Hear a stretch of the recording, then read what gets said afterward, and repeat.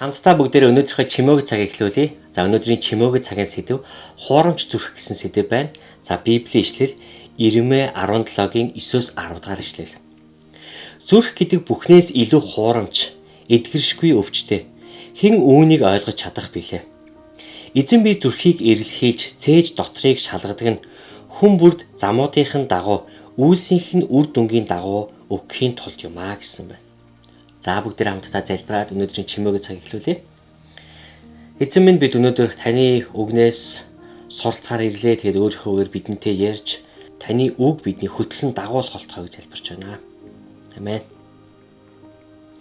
Эдгээр ишлүүд бидний амьдралд байдаг олон зүйлийг үнэлэн цэгэндэг. Бид цаашид сэтгэлийн төгшүүртэй байх болов уу? Мэдээж.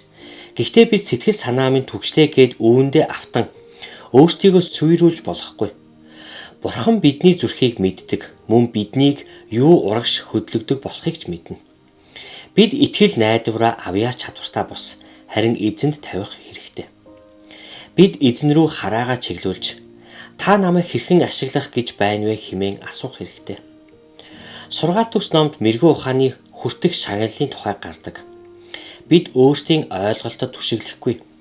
Харин эзэнд бүх зүрх сэтгэлээрээ итгэх хэрэгтэй. Харин би үргэлж ингэж чаддаггүй. Би уг нь ийм байхыг хүсдэгч заримдаа сэтгэл түгшсэндээ болоод бусдад ямар нэг сайн зүйл хийж чадахгүйд хүрдэг. Жишээ нь хэрэв тамирчид маань хит их шаналсан байвал тэд чадвараа тултал нь харуулж чадахгүй. Хэрэв би эзнээс өөр зүйлд итгэл найдвараа тавьбал хүрч чадах амжилтандаа хүрч чадахгүй. Итгэл нь олон талаар харагддаг. Хэрэв би эзэнд $1 өгвөл тэр надад $2 буцааж өгнө гэж итгэж байна. Хэрэв би өөрт байгаагаа түүнд зориулж түүнийг хүндэлбэл тэр ч бас намайг өөрийнхөөрөө хүндэтгэнэ. Гэвч би буцааж авна гэсэн сэдэлтэй байвал магадгүй юу ч авч чадахгүй биз. Бид өөрсдийн зүрхийг шалгах хэрэгтэй. Би эзэнд итгэдэггүй. Надад тулгарч буй эсэргүүцэл хаанаас ирж байгааг би ойлгож байна уу? Би хийж буй бүхнээ Бурханд даруй сэтгэлээр даатхан залбирах хэрэгтэй. Хэрэв бид ингэж Бурханд даатгавал хийж буй бүх зүйлдээ амжилттай, үр дүнтэй байх болно гэж байна.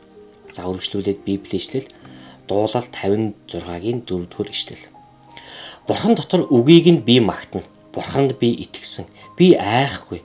Мах боттон надад юу хийж чадахгүй гэж байна. За Дуулал 56-гийн 11-р ишлэл. Бурхан би итгэсэн бөгөөд айхгүй. Хүн надад юу хийж чадах вэ? Сургаалтагч 3-ийн 5 дахь ишлэл. Бүх зүрхээрээ эзэнд итэг. Бүү түшгэл өөрийн ойлголтод. Сургаалтагч 9-ийн 10 дахь ишлэл. Эзнээс эмээх үн мэрэгэн ухааны эхлэл.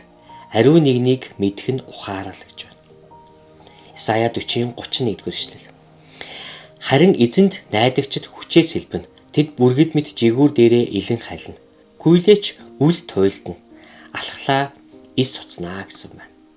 За өнөөдрийн чимээгүй цагийн үг тэгээ та бүхнийг хүчрхэгжүүлж босгон байгуулах болтугай тэгээ та бүхний бурхан ивэг